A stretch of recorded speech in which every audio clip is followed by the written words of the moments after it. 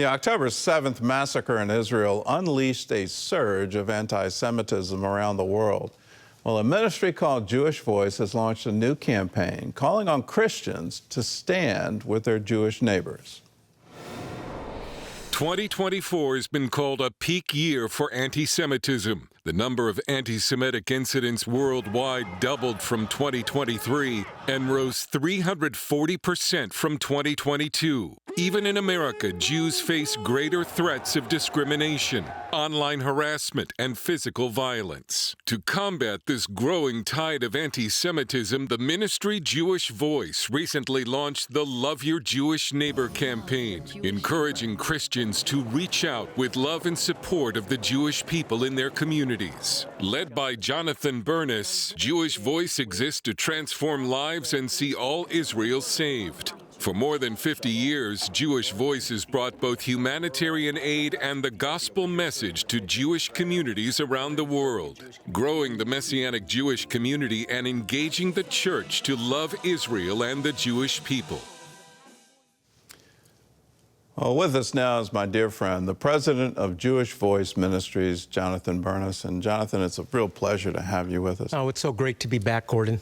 We were talking, and you said that in the months following October 7th, there was a real rise of pro-Israel support, and then you went through a hospitalization, and you weren't in touch with the media anymore. And then when you came out of it, suddenly everything was anti-Israel. What was that like for you? The world changed overnight for me. Let me first say thank you to everyone that was praying for me during my health crisis. I had a liver transplant 14 months ago and doing great now. But I was in Dallas October 28th. My liver stopped working. It was a fluke. I had been diagnosed with liver cancer, but I was free to travel. I was going through a transplant process and ended up in ER. I was in a coma for 2 weeks, came out of the coma and went through this transplant process and didn't watch the television for about 2.5 months. Now, right before the transplant, when I was in Dallas before the health crisis, I was watching the news every day post October 7th. And there was a lot of support for Israel. Americans, our government was very supportive of Israel. There was a lot of empathy for Israel after the attack.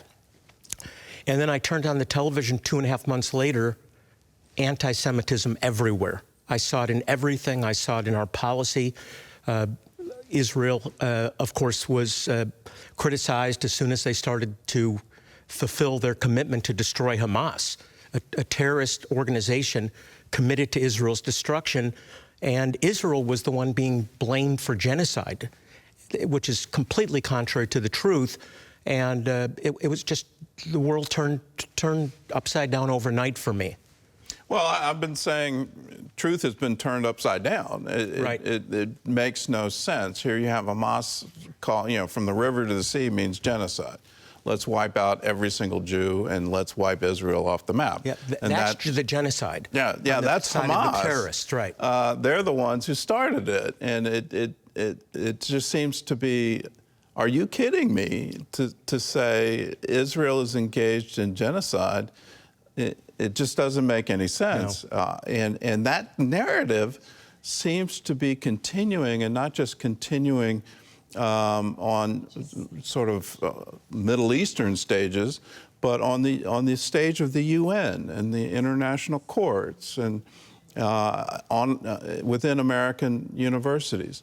So just from a causation level, why is this happening? Well, I think the root of it is spiritual, and this is just my view. I think that this is the same spirit that the Nazis were under, the destruction of the Jewish people. Ultimately, the UN has sanctioned Israel more than any other nation in history, more than Iran, more than North Korea, on and on. It's absurd. It's just absurd unless you understand. Anti-Semitism is irrational, Gordon, unless you understand the spiritual roots, that there is an enemy of God that wants to destroy God's plan, and the people that brought that plan of redemption to the world through Jesus, and ultimately the return of Jesus is connected to the survival and the salvation of the Jewish people. Well, you're head of Jewish Voice. You have something for Christians to do, and it's a program, Love Your Jewish Neighbor. How do we as Christians effectively do that?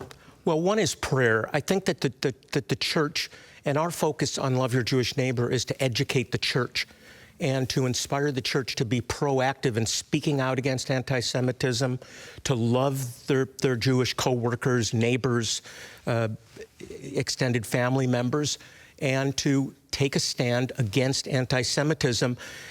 Look, if you go back to the Holocaust, the institutional church failed the Jewish people. But there were righteous Gentiles that stood up for the Jewish people, that housed Jewish people. Many Jewish people that survived were because Christians that were proactive, that understood that God loves the Jewish people, He's committed to the Jewish people, and has told followers of the Scriptures, the God of Israel, the Messiah of Israel, to love the Jewish people and to bless them. Genesis 12, I will bless those that bless my people. And many of Christians that loved the Lord and saw that promise and were proactive saved the Jewish people during the Holocaust. And we need that group again. We need Christians to be proactive, to stand up for the Jewish people, to pray for the protection and salvation of the Jewish people. We need Corrie ten Boons again. We need Bonhoeffers again in the church today. In some of my interactions with the Jewish community, there are people who are very receptive to Christians standing with them, but there's others that sort of view it with suspicion, that, you know, what's your real agenda kind of right. is sort of the pushback, and is this all part of some kind of end-time prophecy? You're trying to hasten the coming of Armageddon, those kinds of things. What would you tell Christians to do when you interact and find that resistance? Yeah, that's a 2,000-year history of anti-Semitism, and there's a lot of skepticism when you have the Crusades, when you have the Spanish Inquisition, right, when you have the Holocaust, and so there's a lot of suspicion. But when Christians demonstrate, according to Romans 11, provoking the Jewish people to jealousy by demonstrating the love, the sense of purpose, the commitment to bless, Jewish people are won over. When they see Christians' faith, and you know, I recommend that every Christian that loves the Lord reaches out to Jewish people and demonstrates the love of God, and the Jewish friend will end up asking them, why? Why? And then they can talk about their love for the Jewish Messiah. That changes hearts. All right. Well, you heard it. If you want to find out more about Love Your Jewish Neighbor campaign, all you have to do is go to cbnnews.com. And I remind Christians everywhere, realize Christianity is a Jewish religion. That's how we got a Messiah. So let's bless Israel, and let's stand with our older brothers and sisters in the faith. There's a lot Christians can learn from Judaism, and so reach out with hands, love and compassion. Just love them, and if they resist, great. Love them anyway. Amen. It's going to be great.